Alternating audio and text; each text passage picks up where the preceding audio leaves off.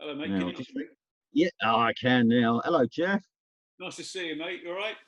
Yeah, not too bad. That's better. I've just set it up. Well, that's better. Now I can see you properly. How are you? I'm all right, mate. How are you?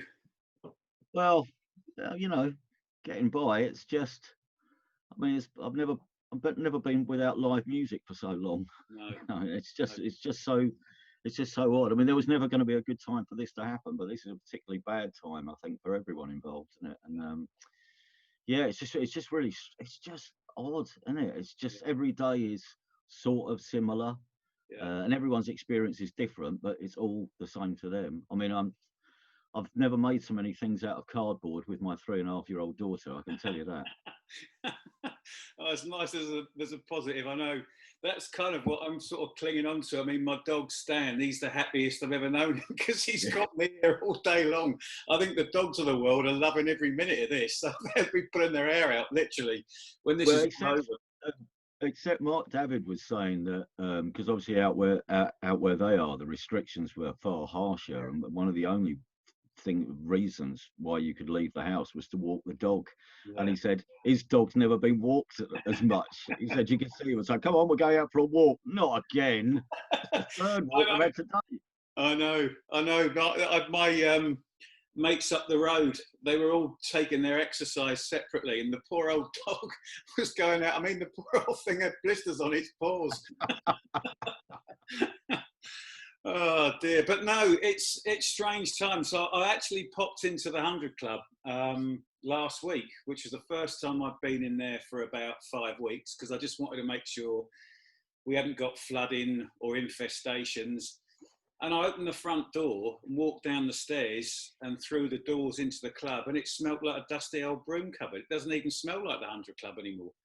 Really? And I must admit, it was quite a choker for me because the club has never, ever been shut for this long since it first opened back in 1942, ever. And it's just really odd. It's just really, I mean, as you say, it's odd for everybody. But in a venue, any venue, it should be thriving and full of people and it's quiet. And Oxford Street as well it's eerily quiet. I mean, it's just really, really strange. And you just, you wonder what is going to happen when all this comes back. So I had a big meeting last week with Amy Lamacq, Zoom meeting, and a number of people who run venues around in the London area, because this was something that was conducted by the mayor, because he wants to get feedback from all of us to see how we're going to go about opening up again. And everyone is genuinely clueless. So one of the things that we've thought about is, at the moment we've managed to get our staff furloughed. But if the government then say, first of all, builders, vets, dentists can go back to work. And then obviously we're right at the very bottom because we're the least important when it comes to necessity. When he finally comes around to say and says to pubs and restaurants and clubs, right, you can open now, but you have to keep minimum distancing. I mean, how is that workable? I mean, how do Right. you? It's the very antithesis for a start of what venues are all about. Venues are social hubs. They're not designed for people standing 2 meters apart.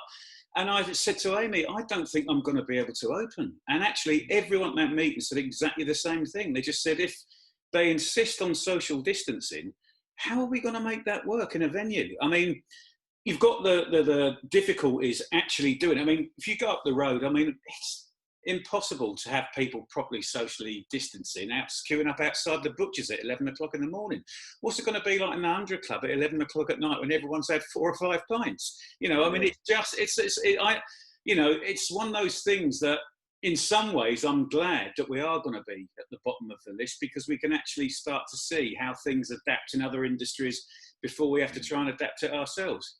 I mean, you say, have 4 or 5 pints, but there's one of the first problems straight off, isn't it? What are you going to do? Have a queuing system which goes up the stairs? How do you get to the How bar? do What's it? you how do you get people to queue up at toilets? How do Yeah. the bar staff socially distance? Mm, It's one of those things that is just, in some ways, I'm glad, as I say, that we're going to be one of the last industries back, because in some ways, because it will help to resolve that once we see how other people are doing it. But the thing that really worries me is what is going to happen to our music venues if this carries on for much longer. Yeah. You know, I have this overwhelming sense that I'm going to be all right. And I don't know why that is. You know, I hope I'm not being ridiculously blasé, or I'm not being ridiculously optimistic, but I think I've been through so many battles over the last sort of 12, 15 years that the last thing I'm going to allow happen is corona bloody virus to finally kill me off. You know, I'm quite determined. And actually I have amazing commercial partners, and I have amazing, you know, help from so many different people, from Mark Davitt at Music Venue Trust and Independent Venue Week and all these people. I just have this feeling that, you know, we will get through this. But after jumping on a few Zoom meetings with other club owners, I'm not so confident that they're going to be able to see this through. I'm really not. I'm really quite fearful. I think if, you know, I mean, one of the problems is that no one can prepare because no one knows what they're preparing for. We still don't know. And everything is just speculation at the moment, isn't it? And I think that's what's so frustrating, and is actually, you know, mentally undermining some people's, you know, state of health, is we just don't know. If we had a date, if you had something to work for, which I know is impractical, but if you had that, then you'd be able to think, right, I need that amount of money and I know this and that. But the longer this goes on, then we just, as you say, we not knowing, you can't budget for something like that either. You don't know how much money you're asking for, and you're just ticking over as best you can.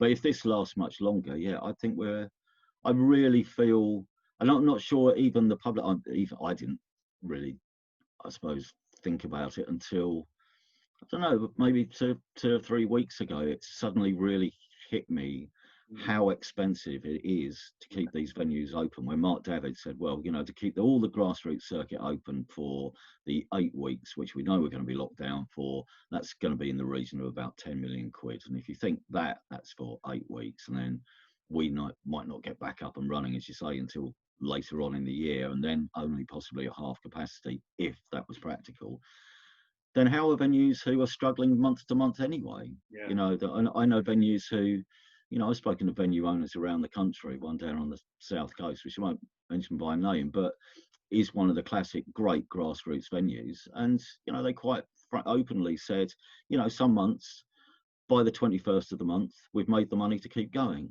On other months, we open on the 30th of the month, and unless we have a good night, then we haven't got the money to pay the bills at the end of the month.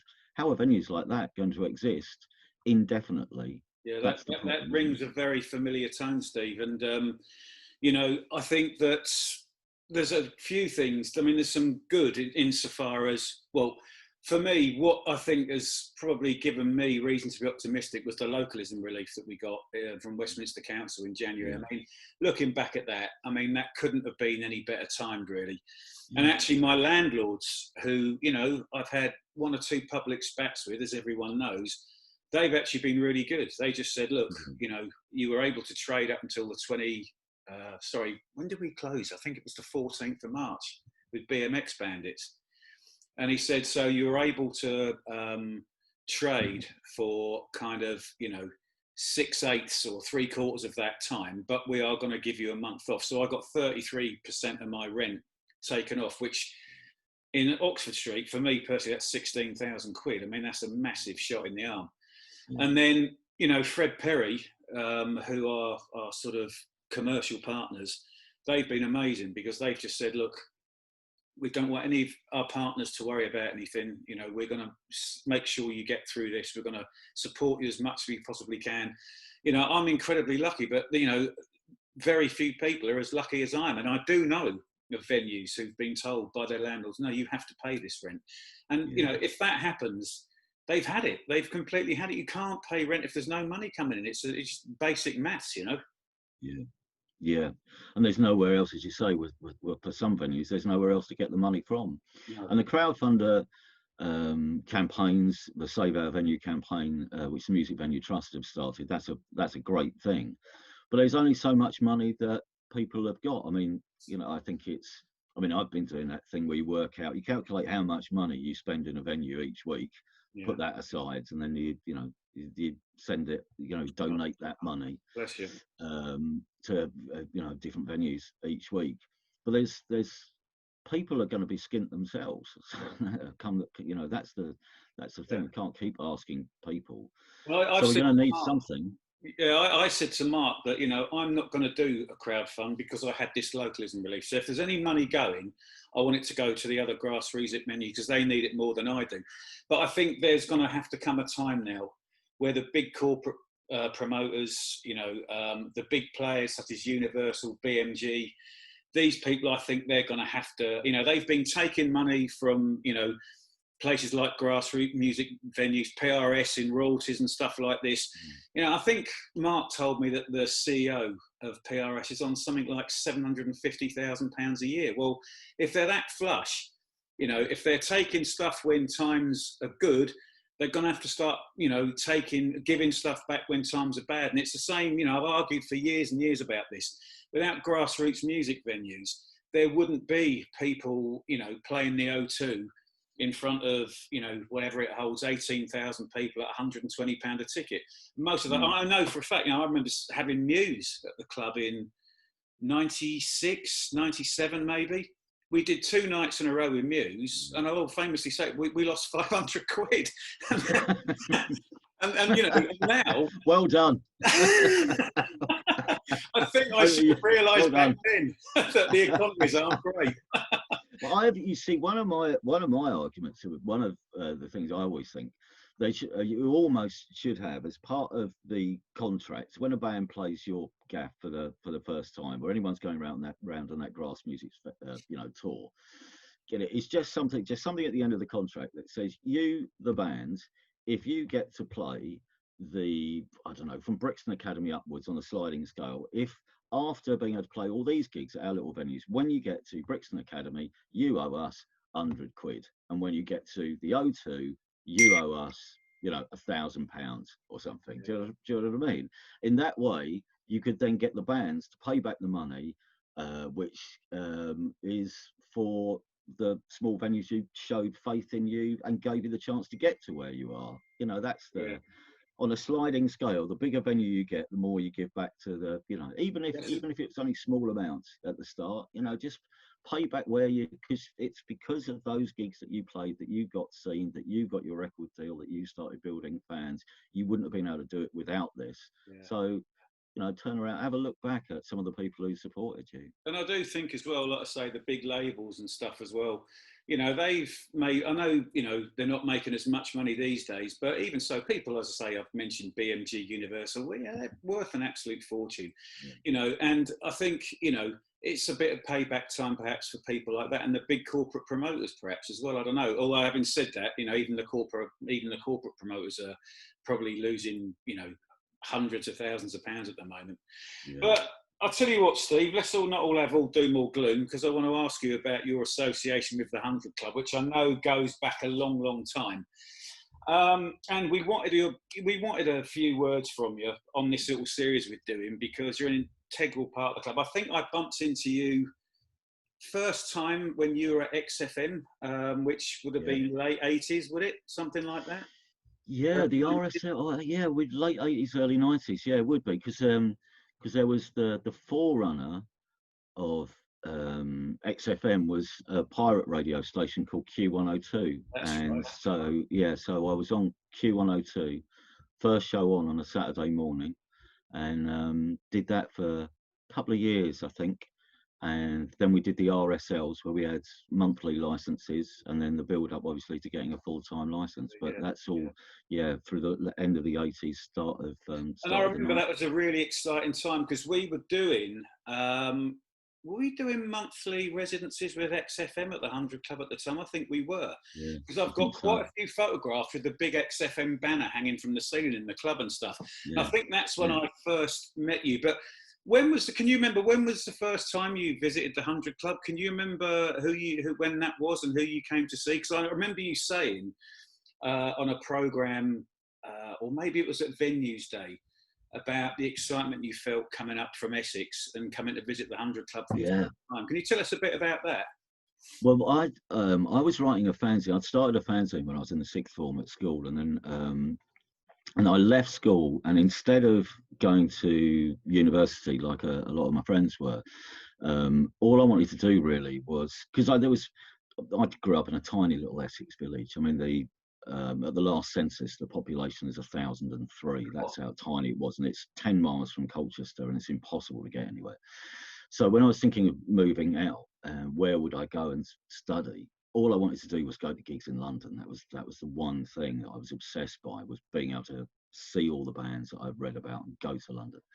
So in the end, I signed up for a journalism course. I did a 1-year course in journalism at Harlow Technical College, and so moved into digs in Harlow. And obviously Harlow at a train station.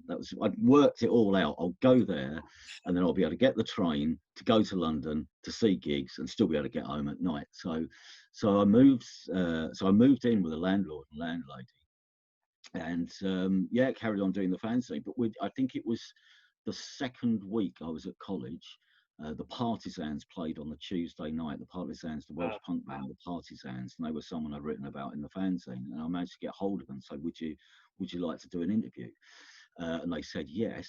And so we organised that, and I did that the first time I came. It was a Tuesday night, so it would have been, I guess it would have been somewhere around September 1983. Yeah. And Wow. we did the interview in what's now your office, which I think used to be the changing room, didn't it? It used to be the dressing room where your office is now. Yeah. And I remember, but there was a band on, the support band must have been on, because you had the rumble of the band. And I was worried that our interview wouldn't come out because it was just a rumble of the band. But it was so exciting. I mean, obviously, in those days, with no internet, you don't know hardly anything apart from the pictures you've seen in the music press and the legend that you've built around a place in your head. And I got there, and it was absolutely thrilling, really, just walking into the 100 Club where the Pistols had played and everyone had played, and just being there. I was so aware of the history of a place that I'd read about, since I suppose 1978, earlier maybe. That it was terrifically exciting. And then brilliantly, it turned out that, and I think they'd just only found out on the night, but somebody had pulled out of playing on the Thursday night. So they went back to Wales, then they came back on the Thursday night. So my first and second experiences of the 100 were both in the same week, seeing the same bands, but came back on the Thursday to see the Partisans. But it was great, and it was everything you wanted. And I was quite a regular at the 100 Club around that point. A lot of the bands from around that time, I suppose, the upstarts were still going. Peter and the Test Tube Babies, I remember seeing them. And those nights on the Tuesday and the Thursday would have been run by Ron and Nanda Leslie. Ron was the big guy that used to sit in the box office smoking cool cigarettes. Nanda was the Italian lady, and Ron, he was the bad cop, and Nanda was the good cop. So I remember seeing, there's two stories I remember. I remember seeing GBH there in about 84, and there was a guy out on the street begging for the money, for the admission money to come in, which I think was £4. Yeah. And at one point he comes into the door and he says, to Ron Leslie, I've got £3.90, £3.70. Will you let me in? And Ron thought about this for a minute. He went, come back when you've got £4. And the other thing I remember about them as well, I remember seeing Conflict down there in around the same time, 84, 85. And the support band, I mean, Ron was terrible. I mean, a lot of promoters were like that back in the day. But he just taken all the cash from the takings from the door for this Conflict gig. And, Ron always overcrowded it by about 150 people. He'd make a lot of money. And there's a knock on the door at the office, and it's the lead singer of the support band. And he went, Ron, can I have my money? So Ron pulls this huge, great big roll of notes out, pulls off one £10 note, and gives it to him. And he went, Ron, that's not even going to pay for the van hire. We've come all the way from Newcastle, sat on our amps. Can't you give us a bit more than this? And Ron went, if you want any more money, speak to these two. And he had his two henchmen there. And I walked out and I said to Nanda, and I told her what had happened. And she went, because in her Italian accent, come here. And she emptied a purse, which had about 40 quid in it, and gave it to the support band to go back to Newcastle with. But he was notorious, Ron, absolutely notorious. So They who? were. Sorry, mate. Go on.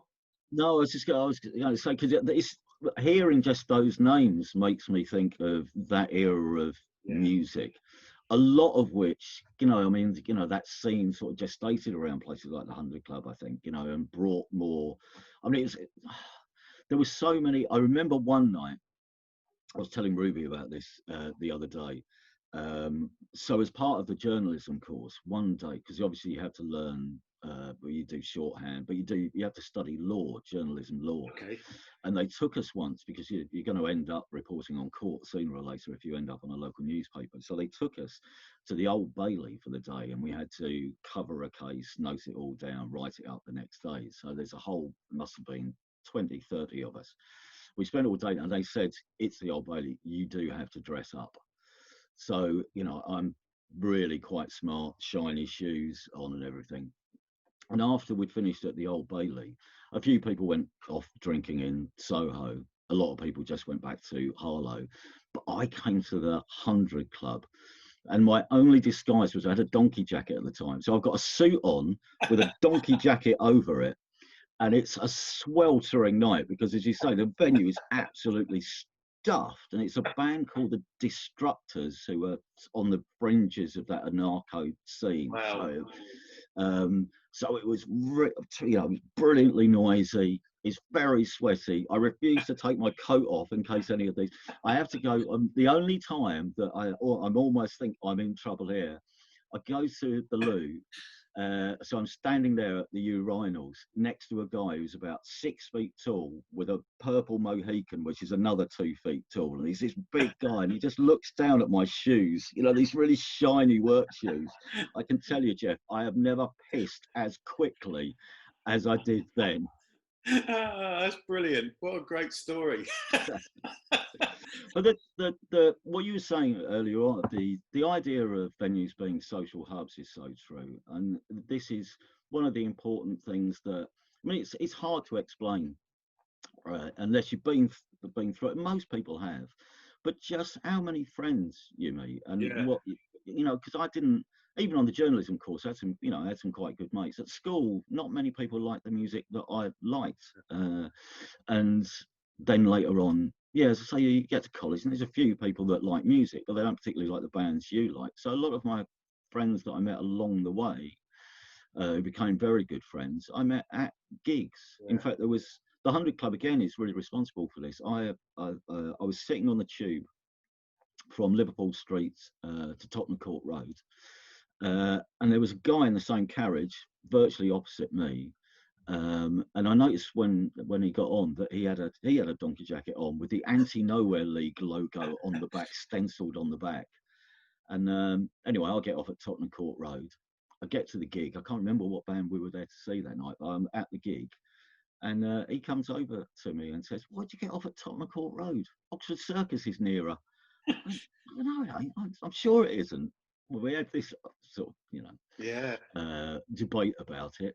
And anyway, he said, "And so what sort of music do you like?" And we got chatting, and it turned out that he was originally, well, still living in a little village not far from my little village near Colchester. Wow. And so we got chatting, and we liked a lot of the same bands. And from that night on, we went to so many gigs together. We for the first time ever, we followed a band round on tour. I had a Mini at the time, and we got in the Mini, and we followed the Newtown Neurotics for 4 dates around the country, taking it in turns to sleep on the back seat and the front seat. Oh, how brilliant. And it was a bond which I would only have made through music at a place like the 100 Club. And You know, so I mean, it was brilliant. yeah, that's so lovely to hear. And it's funny, you know, Steve, I just, for years and years and years, I just sort of, you know, I did what I did at the 100 Club, and, you know, I loved the music, but I found the administration, still do, really, really difficult. But I had no idea what this, and this is the same for grassroots music venues up and down the country, I'm sure. But in the 100 Club's case, I didn't have any idea about what it meant to people until we almost went under back in 2010. And then, you know, there were, you know, obviously all the really well-known things that happened, such as Paul McCartney doing the club and stuff like that. which was amazing, which I'll go on about another time. But what I remember more than anything else was once the story broke and it went to national news and everything else, there were literally people coming down from all over the country. I'd never got any work done for over a month because the door was being knocked on every 5 minutes. And there were lads and girls from Leeds, Newcastle, Liverpool, Manchester, Essex, Southampton, wherever, coming in and going, "Are you the bloke that owns this?" And I went, "Yeah, I am." And they went, and blokes never met before, just come and give me a big hug and go, "I've read all about it. I've never even been here for a gig, but I know it's a really important place. I wish you all the very best."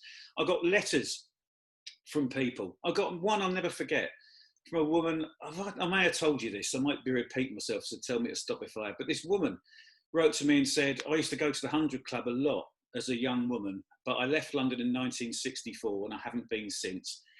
But I had some amazing times down there. I'm really sorry to hear of the troubles that you have. I hope this helps." And there was a cheque for 500 quid. And I was getting checks and I was getting money orders from all over the world. And I wrote back to all the people who sent me these and just said, "Look, I don't want to keep your money, but if that's the ones who sent me a forwarding address, not everyone did. But I went, look, I just want to keep these letters and keep these checks. I'm going to put them in a file in my office, so whenever I'm getting some grief from Westminster Council or something like that, I can just look at these and just reassure myself, not that I need to, why I do this, because that really did sort of hit home hard to me. And then, you get Paul McCartney coming and doing a show as well. I mean, I got Revolver for my 6th birthday. And suddenly, the man himself's doing the club. And I remember being with Terry Rawlins, who's a biographer. And Terry came to the gig with me. He's a massive Stones and Beatles fans. And he looked at me just as Paul McCartney got on stage and he goes, "Do you know what, Jeff? The same is true as it's always been. You don't get bigger than the Beatles." And I thought, that is absolutely, when you're in the punk like me, it is so true. And I remember, again, stop me if I've told you this, but I remember Paul McCartney. I remember actually his manager, who's a really nice bloke, Barry Marshall, saying to me, "Paul's quite nervous." And I went, "What?" I said, "Last week he was playing in Rio de Janeiro or somewhere in front of 40,000 people." And he went, "But he can't see anybody. Here, you can see 300 pairs of eyes around the room." And I remember he got up and he put his guitar on and he went, "Good afternoon," because it was an afternoon gig. "Good afternoon, everyone. Thanks for coming. Right, who wants to save the 100 Club?" And this massive cheer went up. And then some wag at the back shouted, "Why don't you buy it?" And he went, "Oh, come on. I'm just trying to help out here." And the other thing that happened as well, and I've dined out on this story, was he had an American piano tech, because the piano tech came and they loaded in the night before. Yeah. And the piano tech came in about 4 or 5 o'clock in the afternoon. And he says to me, "Jeff, just want to tell you that Paul's going to be playing your piano tomorrow." And I went, "Wow, really? That's amazing." He goes, "Well, it might be amazing to you, but I can tell you that's the worst fucking piano he's played for 40 years. You need to go and get me a Hoover." So I had to go to John Lewis, and it was the 17th of March. It was a Friday, and I had to go to John Lewis, or the day before, the 16th, on one of the busiest shopping days, queue up at the electrical department for an hour to get this bloody Hoover, then queue up another hour to pick it up. And when I'd got back to the club, he'd taken the piano to pieces, because it had been the domain of old jazzers lining up pints and stuff like that on it. Yeah, of course. But he'd actually polished it all up, all the casing. He'd replaced a lot of the felts on the hammers, some of the strings. And then he hoovered it all up with a Hoover that I bought him. And I'd tell you, that Hoover was 50 quid. And it's turned out to be the best 50 quid I've ever spent, because that piano's hardly ever gone out of tune. That is genius. And also, that's the other thing as well, is that I have just about met all my heroes, all of them, at the club. When I was growing up in a little village, a bit like you, called Ferndown in Dorset, and I was listening to the Sex Pistols like 3 months after London, because, as you say, no internet, no blogging, nothing like that. no downloads. You know, you literally remember how long you used to have to wait for a record. It'd be released, and sometimes shops wouldn't have it for 6, 7, 8, 9 weeks. And I remember sitting listening to the Damned and the Clash and the Sex Pistols, and I've met all these guys, and I've been totally in awe. I mean, there's a story on this series of when I met Joe Strummer in the club when Joe played there with the Mascaleros, and how scared I was. And yet all these people turned out to be absolutely, you know, people say you shouldn't meet your heroes because they let you down. Not one of mine have ever let me down, ever. They've been the most incredible people. And actually, you know, punk meant everything to me. It was what switched the lights in my head and turned the walls of colour. And when you meet these people, you realise only they could have made punk because they've just got something about them. Yeah. No, that's absolutely true. Yeah. I didn't know you were from Ferndown. Yeah. Well, no, I was born in London. I was born at the Whittington. My dad ran the club, as you know, before me, but he made the decision when, as a lot of people still do, secondary transfer at school. He didn't want me growing up in London. So they moved me down to Dorset in 1972, and I spent just about the next 5 years trying to get back again. Well, that was one of the great things about.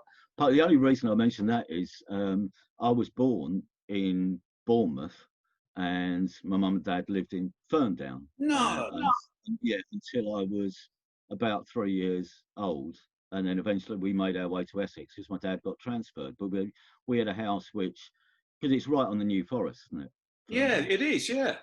Well, and you know the other amazing thing as well is that I say Ferndown because people have heard of that. They actually lived in a little village about half a mile away called West Moors, and Bev Whittrix's mum lives in West Moors as well. Seriously. Do you know what? I'm gonna check exactly where they live, because Westmore's actually rings a bell. All it was, I remember from our road, if you crossed over the road, you basically went into the New Forest. Wow. That's all I remember. But yeah, you're right. I mean, the punk thing, it was, I think, if it hadn't been for punk, then punk was really the catalyst for desperately, and live music, I suppose, started from desperately wanting to get out of the village, you know, feeling trapped outside of where stuff is going on, which was fueled by punk, is part of the reason why I'm here, really. That's you just wanted to be part of it. There is that great story, isn't there, that is in the Beat Concerto, the Jam's first book, I think the first book on the Jam, the one by Paolo Hewitt, where there's a story that of a mate of Paul Weller's says he bumped into Paul Weller. Paul Weller was sitting, outside 100 Club or just down the road, was sitting outside. This is before the Jam, obviously, successful, was sitting outside with a tape recorder, and the guy stops and goes, "All right, Paul," because he's obviously come up from Woking. Says, "All right, Paul, what are you doing?" And he said, "I'm recording London."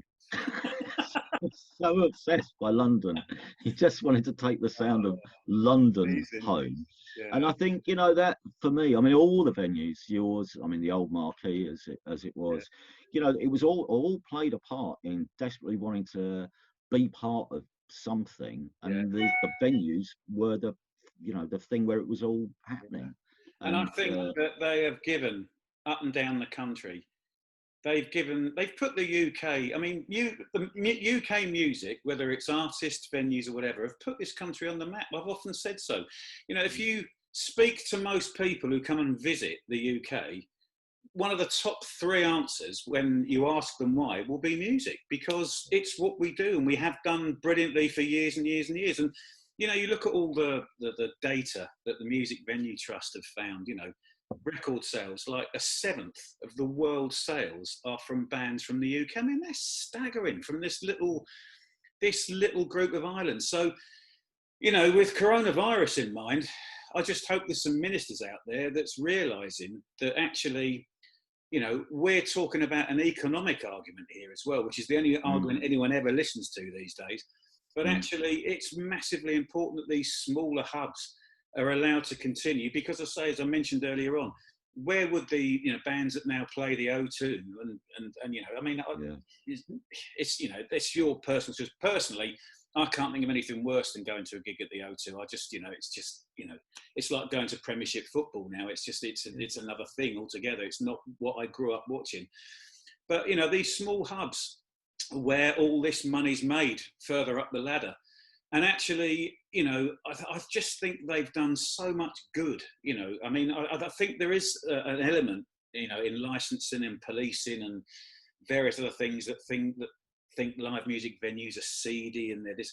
But actually, I've only ever seen good come out of most of them. And also, all the best gigs I've ever seen, ever, have been in small venues, ever. Oh, yeah. I don't remember seeing a gig that really got me going at a massive venue ever before. In fact, the last gig I went to see before the lockdown, it was the second from last. I went to see the Wants at the Lexington, who are absolutely amazing band, just brilliant. And then we saw the Lamacq Presents series at the club with Murder Capital and Odd Morris and Working Men's Club, who were absolutely superb. And that was the last gig I went to see. And those two gigs have been spinning around in my head ever since, thinking, we've got to get back and start doing this again, because it's massively important, as I say. Yeah. Yeah, it's interesting. I did a thing the other day, and somebody said, given that, is there a band that you discovered just before lockdown that you're now really annoyed that you can't get to see again, that you would have gone to see again? Odd Morris actually was the band that I mentioned. But all those bands, I mean, it's why we do it, isn't it? I mean, the crazy thing at the moment is because I never fully back a band. I never really champion a band with all my heart until I've seen them live. So I'm still getting a lot of new music. There's still a huge amount of new music out there, and you're still sort of finding bands. But I can't really endorse them with all my heart until I've actually seen them play live. Yeah. And it only struck me as you take that away, that part of the gatekeeping process is so much more difficult. And that's another reason why we need these little venues. Bobby Gillespie, who I've got to know pretty well, he saw, the famous Sex Pistols photograph we've got in the club of John Lydon, and he's on his knees and he's got his tie outside his jumper, his little winkle pickers on, and there's a Sweeney type pint glasses on the stage. I mean, God knows what they were thinking then. But Bobby said to me, he said, when he was at Glasgow Arts College, he said he saw that photograph for the very first time. And he said, I had no idea who they were. I had no idea where it was, but I knew I had to find out. And he reckons he formed his first band after seeing that photograph. That is how powerful, these hubs are. They are massively powerful. I think as well, so you take it the next step. So, we're always looking for, the next wave of music fans, and we're always looking for the next wave of bands, and that all happens in these little venues. But also some of the people who are in the audience or in the bands are going to end up being the next set of tastemakers or record label bosses or something. I remember coming to the 100 Club, and they weren't headlining, I don't think. Can't remember who was headlining, but there was a band on from Ipswich called Perfect Days. And it was a guy who I'd met through my fanzine days in Ipswich some years ago and lost touch with. And it was just brilliant this is what this guy is up to now. And I went up to him at the end and said, I didn't know you had a band. And it was good and everything. And we got chatting, and that guy was Lawrence Bell, who runs Domino Records. Well, there you go. And it's, again, reintroduced, and obviously we've stayed mates pretty much ever since. And there's a guy who's helping to shape the next wave of music and supporting British artists and selling loads of records around the world, who, again, is very much part of the grew up in the grassroots, on the grassroots circuit, if you like. Yeah, definitely. And then you've got all the designers, clothes designers, who dress these people in a couple of years' time, and the art people who do cover art and all this kind of stuff. I mean, the story about how that all grew out of punk. It was just, just people like-minded. If they weren't playing records, they were doing cover art, or they were doing making clothes, or whatever. I mean, as you say, there's a whole hub of other industries all around the outside of it. So, Steve, I've got to ask you again then, of all the shows which must be. Is there one that really sticks out that you saw at the 100 Club? One. I mean, I've seen. I was to say I've seen so many, and I was dreading this question coming, but I mean, some of the more recent things that I've seen, and in terms of, you know, seeing a band and going, actually, that's a band.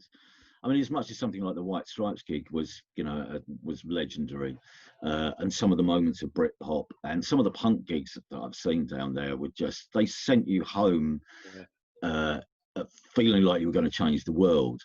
But I suppose Catfish and the Bottlemen was a break, because it was so early for them, but it was from that gig I ended up going and following them round on tour a bit, and it was just I don't know, it's one of those nights where you go, I think this will work, you know, this is, I don't know, it seems strange to pick somebody like that out, but equally there was an amazing car seat headrest gig which I saw there, and that's only probably about 2 or 3 years ago, but I think that is the great thing for me, that not all my best ever gigs are 20 or 30 years ago.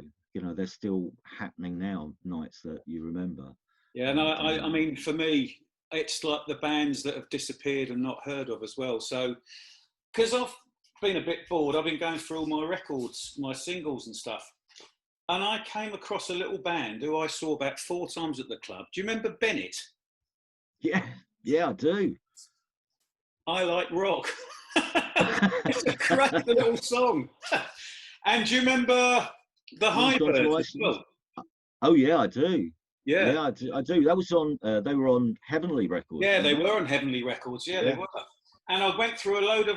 I mean, and I saw all these bands down there. So there's like the Warm Jets.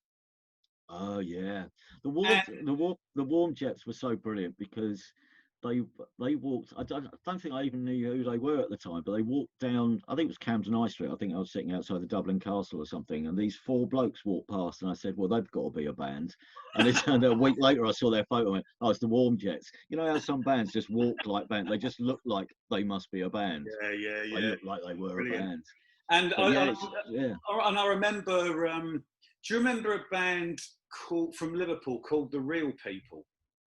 I do, yeah, because they were part of a scene. I was still at the NME, I think, at the time, and they was part of a scene. There was a band called Top, I think, who were from Liverpool. There was another one, and then the Real People, who were they kind of, didn't they play with Oasis in the very early days? They were mentors. The story I heard was Oasis were from Manchester, Real People from Liverpool. And they went and recorded their albums at the same time, somewhere in between. And Oasis went in sounding like something completely different to the Oasis we know, and then came out sounding like The Real People. That's where I was told that's where they got their sound from. And I think they had a massive, great big bust up with Sony, and couldn't tour, couldn't put anything out for age and age and age. And the 2 guys that ran them were 2 brothers. One of their songs got picked up by Cher or someone like that, and they both managed to buy a house out of it, which is like fantastic. But What's on the Outside, the album with it looks like a parcel with the string around it and the stamp and the brown paper. It's one of my favourite albums ever. And that gig that I saw, which would have been, about 96, that was one of the best gigs I've seen with The Real People. They're a fantastic band, absolutely brilliant band. Yeah, I mean, it's a list, isn't it? You know, I've seen so many of the bands, and just, bands that I don't know have helped inform where music's sort of going next. Everyone, there's so many of them have played the 100 Club, and also, the kind of, because I just have that sort of, like you, I suppose, really, that sort of. It's. I think if you cut me in half, you'd see like punk for me like a stick of rock. So, although a lot of them, newer bands don't like being referred to as punk bands, I still think they are. They've got all. I've always said, punk is more than just a haircut and the 3-chord guitar riff. It's an attitude, and they're like the Sleaford Mods and Idols, and the hip hop guys, and the grime guys. They've got it. Coming out of them like the Sex Pistols and the Clash do. And actually, when you listen to the lyrics and what they're singing about, it isn't much different from the Damned and the Clash and everyone else anyway, because actually not a great deal's changed in over 40 years, has it? No, not at all. I mean, Idols coming along it was strange, and again, I'd only heard one track by Idols. I was in Bristol for the Six Music Festival, and on the Thursday, I saw a guy from the local BBC introducing show, and he played this one track by Idols, which sounded pretty good. And it turned out they were playing the Festival Fringe the following night, so I skived off. All I remember is I finished my radio show, and then I had to introduce Roots Maneuver on stage at the Six Music Official Festival, and I did that. And then when no one was looking, I'd snuck out the back door and went across Bristol to the Thekla and to see this Idols band. And it was just seeing them live as well. I think you could have played us 5 or 6 tracks by them, and it wouldn't have had the impact that just seeing 2 songs of them live and seeing Joe. Joe looked like he hated the rest of the bands on the night, and they looked like they hated each other, but they were absolutely in love with the band, with the fans, with the crowd there. It was such a brilliant gig, and of course, they've played the 100 Club now, and as Yeah, I say, they're, everyone, spiritually, they absolutely fit what the 100 Club has stood for it's so true. All these years. It's so true. And Joe made a point of saying to us, Jeff, this isn't the last time we're going to play it. We will be back. And Ruby's really good mates with the guy with the beard, the bass player, who, that's it, yeah, who basically got in touch with her after the show and said, why don't you come and see us at the Electric Ballroom? So we went to see them at the Electric Ballroom. The Electric Ballroom in Camden, sorry. Yeah. And they had Murder Capital supporting them, and they were sensational at the Electric Ballroom. Absolutely. Again, just a bit bigger than the club, but again, another smallish venue. It's 1,200 capacity, whatever it is. And it's why, these places are just so important, as we've, hammered home during this conversation, Steve. And, having this conversation with you, today has just made me even more determined that the 100 Club is going to open its doors again one day, and that we are going to be able to put on the sort of shows that we've spent the last amazing 30, 40 minutes discussing. Because I do think there's an element of people who think, we're of a certain generation and but actually this goes all the way down to those kids that are watching bands like Idols and Sleaford Mods. I mean, when we've had Sleaford Mods at the club, there's been kids of 16, 17 there. They absolutely get what they're about. They get what Idols are about. And this is why it rises above generations. It's just a human need, I think, more than anything else, to go and see live music and to go and see bands, regardless of what the form of music is. It's something that a lot of us need to do. Don't you agree? I couldn't agree more. And what, strangely becoming a dad quite late on in life, and my daughter turns 4 in August, and you can't help but start looking ahead to the future. Yeah. And all I want for her, and goodness knows what music will be around and what music she'll end up liking. It probably won't be any of this stuff behind me by that point.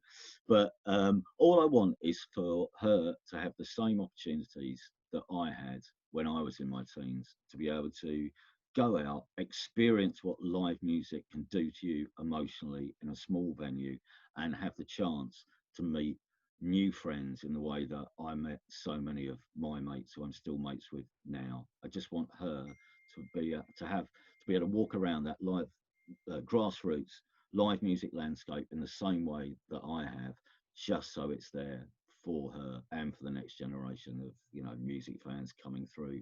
Because if you took that away from people, I think I've learned so much, and not just about music.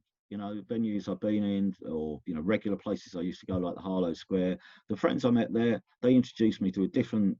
I probably learned more about politics, art, writing, just generally about the world. I've learned more in a venue than I probably would have learned in 3 years at university or doing anything else. And I cannot thank the venues enough for, essentially giving me this opportunity to meet these people and to experience what music can do to you in a small room. I'll forever be grateful to venues and promoters for giving us that.